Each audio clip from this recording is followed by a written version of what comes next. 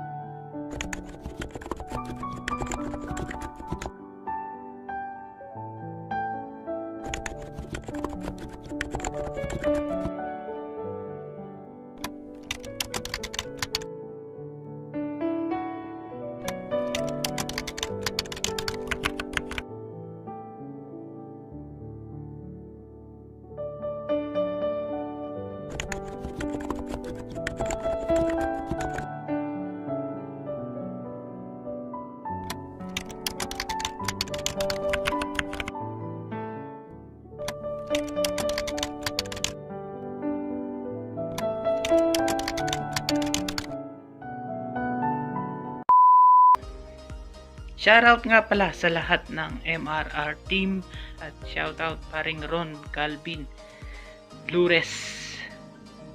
Shoutout sa iyo.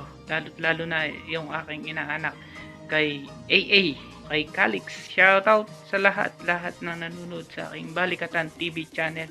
Abangan nyo yung aking next vlog for Balikatan TV channel. And thank you so much. Don't forget to like and share, comment down below, and don't forget to subscribe to my YouTube channel. Bye bye. See you guys.